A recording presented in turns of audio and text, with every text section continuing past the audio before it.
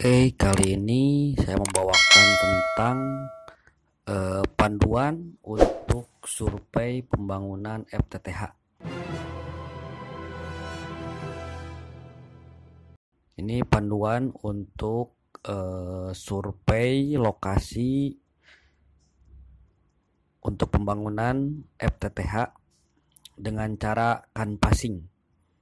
Oke, kita lanjut. Nah, ini ada siklus survei dan permit fase.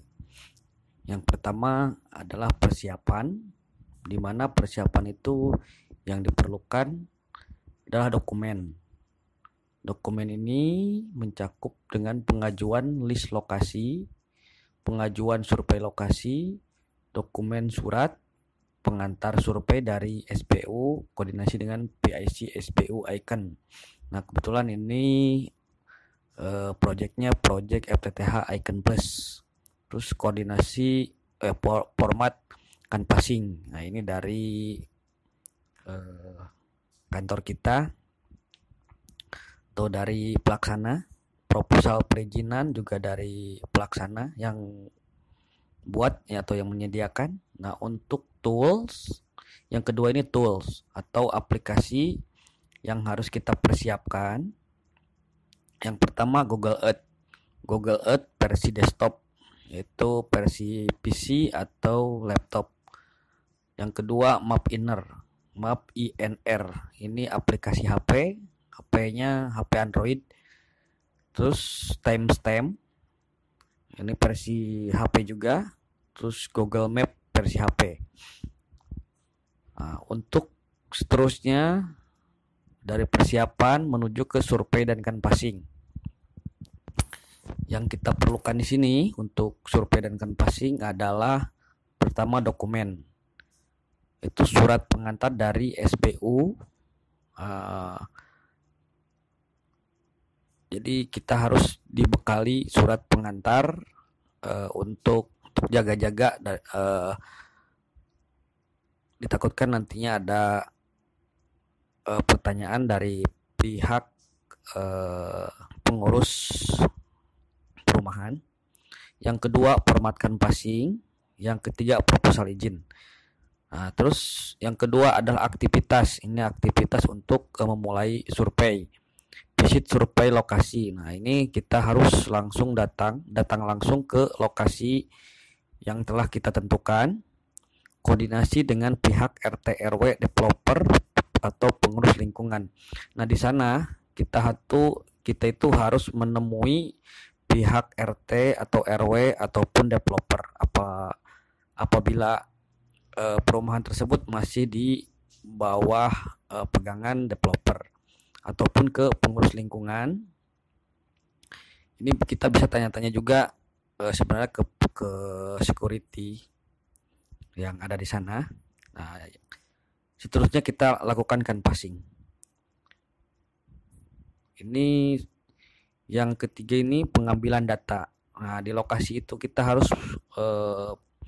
setidaknya mengambil foto-foto lokasi survei. Kita foto-foto lokasinya. Kontak person pihak RT RW, developer, pengurus lingkungan. Nah, kita juga harus ngambil kontak personnya, PIC-nya di daerah tersebut, dan setidaknya nomor telepon juga harus diminta untuk nantinya tindak lanjut ke depannya. Dan seterusnya pengambilan data canvassing sesuai POM. Nah, nanti kita isi POM-POM-nya ada nanti di berikutnya kita bahas. Setelah survei dan canvassing beres, barulah kita menuju ke perizinan.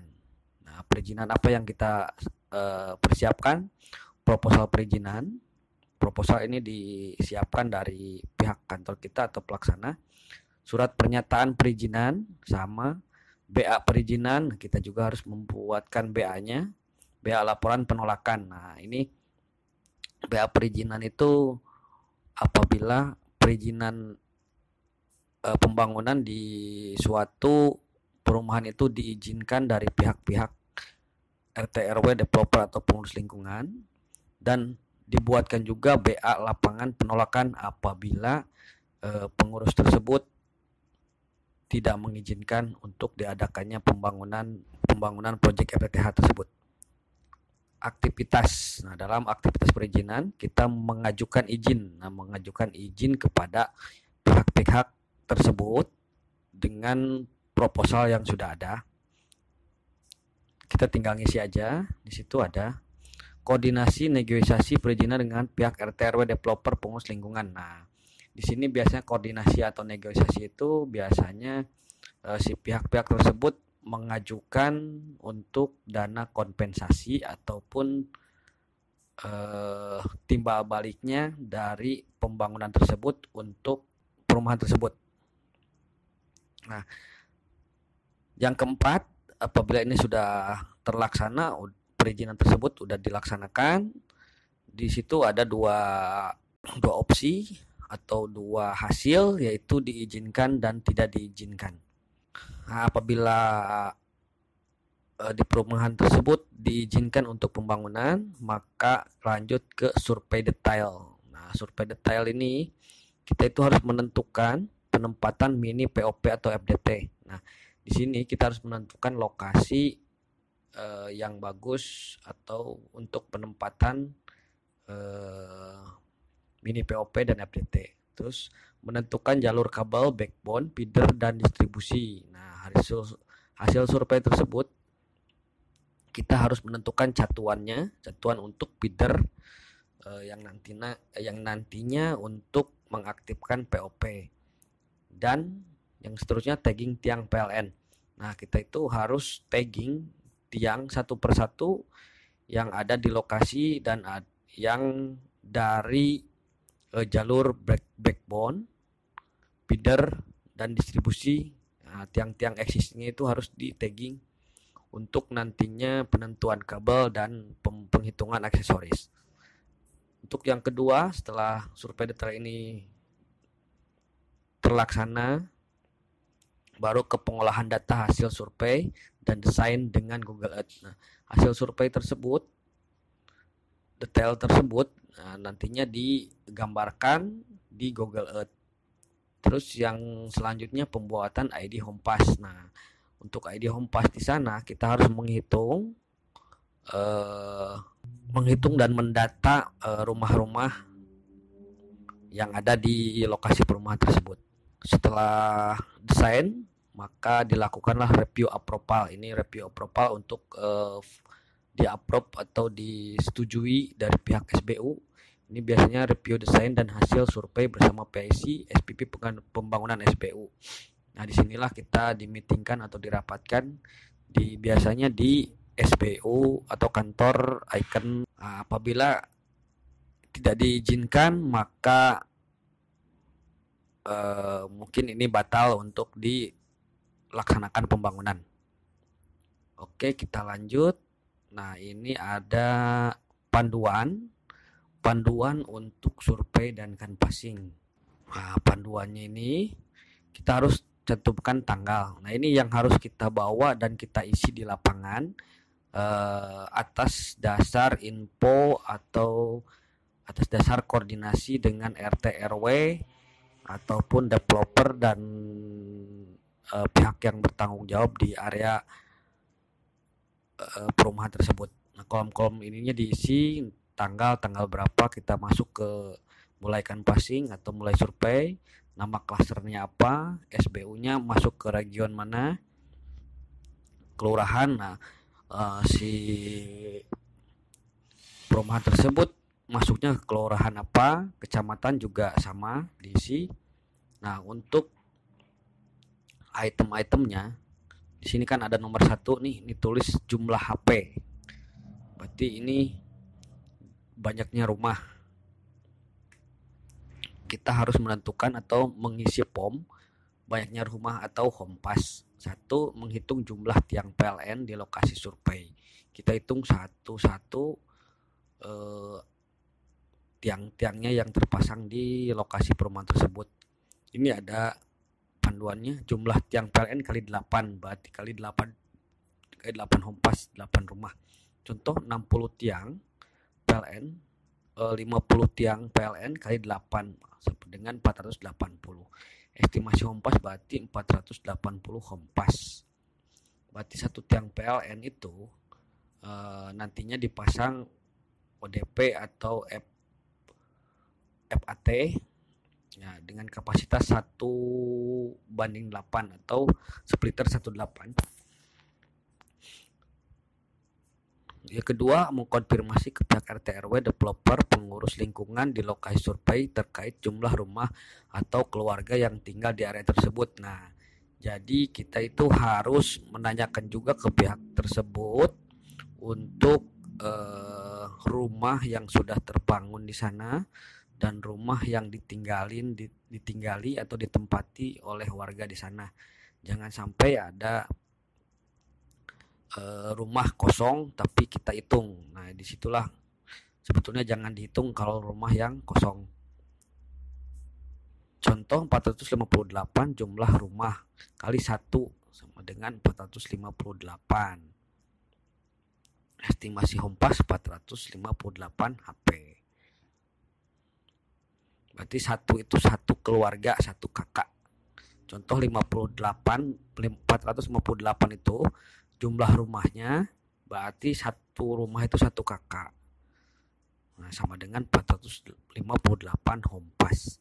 Untuk open cluster, ini open cluster tuh berarti di luar dari perumahan. Setiap 150 meter ada potensi home pass minimal 8 home pass rumah. Nah, biasanya ini untuk pemukiman apabila dikiranya home passnya kurang, kita bisa open cluster di luar yang dekat-dekat perumahan. Biasanya ini pemukiman warga yang tidak termasuk ke perumahan. Yang kedua, ini rata-rata penggunaan listrik. Nah, kita juga harus menanyakan tersebut ke pihak RT RW atau developer. Pengisian penggunaan listrik, mengkonfirmasi ke pihak RT RW, developer, pengurus lingkungan di lokasi survei terkait daya listrik atau kapasitas KWH yang dipakai di area tersebut. Nah, jadi kita itu harus menanyakan kapasitas daya setiap rumahnya atau rata-rata yang pemakaian di sana itu pakai daya berapa. Nah, yang pertama daya 450. Ini berarti kita standarkan pemakaian per bulannya 135.000. Untuk daya 900 rata-rata 135.000 sampai dengan 195.000. Ini salah penulisan. Untuk daya 1.200 sampai dengan 2.200 rata-rata 195.000 ke atas. Nah, jadi di sana itu kita harus menentukan atau mengetahui daya rata-rata penggunaan listriknya. Setelah ini beres, kita mengkonfirmasi ke pihak Icon SPU berdasarkan data GIS PLN untuk pemakaian rata-rata di area lokasi yang disurvei tersebut. Nah, jadi setelah itu kita juga harus mengkonfirmasi pembenarannya supaya pihak Icon ini menanyakan datanya ke GIS PLN. Ini yang ketiga, jarak POP. Nah, kita juga harus mengetahui perumahan tersebut jarak dari POP Icon tersebut berapa kilometer. Ini dengan mengkonfirmasi ke pihak Icon letak POP existing terdekat di area tersebut. Lokasi survei ini ada contoh Puri Delta 5 Ungaran dan informasi POP existing berada di area GI 150 KP Ungaran. Perhitungan estimasi jarak menggunakan Google Map. Nah, ini kegunaan Google Map-nya di sini. Jadi kita menggunakan Google Map untuk mengetahui jarak perumahan tersebut ke GI atau ke lokasi mini POP existing Icon. Nah, untuk yang keempat, ini kolom keempat kompetitor. Untuk kompetitor ini, kompetitor itu adalah penyedia layanan internet yang sudah ada di lokasi tersebut. Ini pengisian kompetitor memastikan di setiap lokasi atau area survei ada atau tidaknya provider penyedia layanan internet tersebut. Nah, biasanya di perumahan tersebut apakah ada yang udah masuk, udah terpasang atau belum. Sampling foto ISP lain. Nah, kalau ada di situ udah ada yang masuk, biasanya Telkom yang duluan. Nah, kita foto-foto di situ untuk evidence bukti bahwa di sana yang ada yang sudah masuk. Area tidak ada provider penyedia layanan ISP termasuk area greenfield. Nah, ini yang direkomendasikan sebenarnya ini. Kita harus mengetahui ada dan tidaknya provider lain yang sudah masuk. Sampling foto untuk area greenfield. Nah, kita juga harus moto area tersebut bahwa diyakini di daerah tersebut tidak ada provider lain. Nah, untuk penilaian, item penilaian padat, dibilang padat tuh lebih dari 50 kompas, lebih dari 50 rumah, berarti kurang potensial. Di sini nilainya untuk 50 sampai 400 rumah ini potensial. Untuk di atas 400 rumah, nah ini yang sangat potensial, berarti direkomendasikan. Untuk sedang ini lebih dari 25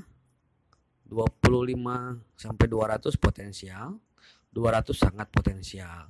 Ini untuk klaster rendah, berarti banyaknya rumah di atas 15 rumah itu kurang potensial. Untuk yang kedua 15 sampai 100 potensial, 100 potensial, sangat potensial. Nah, dan sama juga untuk penggunaan listrik dan jarak ke POP. Penggunaan listrik 135.000 ini kurang potensial. Ini berarti 400, daya 400. Untuk daya 900 ini potensial. Daya di atas 1200 di atas 900 ini sangat potensial. Jarak ke POP, dan jaraknya ke POP itu dihitung lebih dari 20 km dari radius POP, itu kurang potensial karena ini akan memakan waktu dan material kabel yang panjang. Untuk 5 km sampai dengan lebih kurang dari 20 km dari radius POP ini potensial. Untuk yang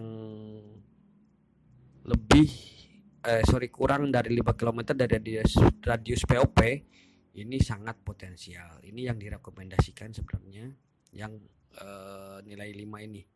Untuk kompetitor, kalau ada 2 kompetitor di situ, ada 2 provider yang udah masuk, di sini kita dapat nilai kurang potensial. Untuk potensialnya 1 sampai 2 operator. Oh, ini lebih dari 2 operator, ini 1 sampai 2 operator. Itu potensial. Yang greenfield tidak ada kompetitor. Nah, ini sangat potensial. Ini yang sangat direkomendasikan. Nah, untuk kategori kurang potensial, nilai jumlahnya itu kurang dari 2,3. Tidak direkomendasikan. Potensial lebih dari 2,3 dan kurang dari 3,8 direkomendasikan dengan pertimbangan. Ini pertimbangan ini didiskusikan dengan pihak SPU. Untuk skala potensial itu di atas 3,8 direkomendasikan.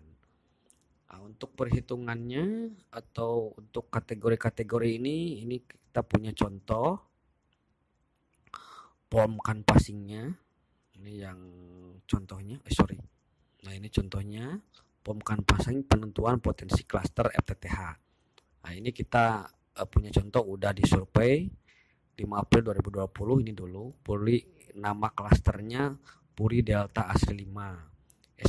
SPU Regional Jawa bagian Tengah, Jabagteng, Kelurahan Leyangan, Kecamatan Ungaran Timur, Semarang. Nah, ini hasil survei yang sudah kita lakukan.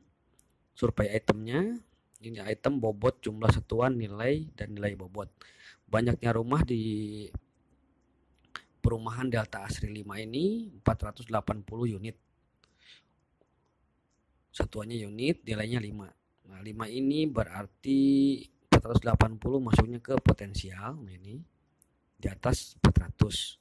Rata-rata penggunaan listrik 135.000 sampai dengan 195.000. Berarti rata-rata di sana memakai 450 sampai dengan 900 kWh-nya itu. Berarti kita ada nilai 3. Kenapa nilai 3? Nah, ini nilainya. Yang ini. Untuk jarak ke POP, perumahan tersebut ke jarak ke POP itu 6 kilo 200.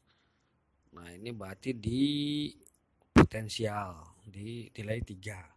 Karena jaraknya lebih dari 5 kilo. Ini nilainya 3. Untuk kompetitor, ini ada satu, biasanya ini Telkom. Ini masuknya ke potensial 3 juga. Potensial atau nilainya 3, ini 1 sampai 2 operator.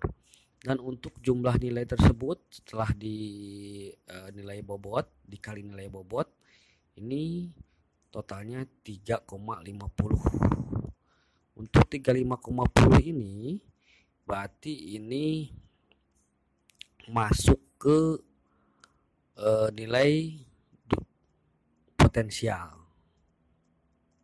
Berarti direkomendasikan dengan pertimbangan. Nah, inilah yang nantinya bahan untuk meeting atau dirapatkan kembali apakah bisa dibangun atau tidaknya. Ini keputusan berada di SPU masing-masing, dikarenakan nilainya direkomendasikan dengan pertimbangan.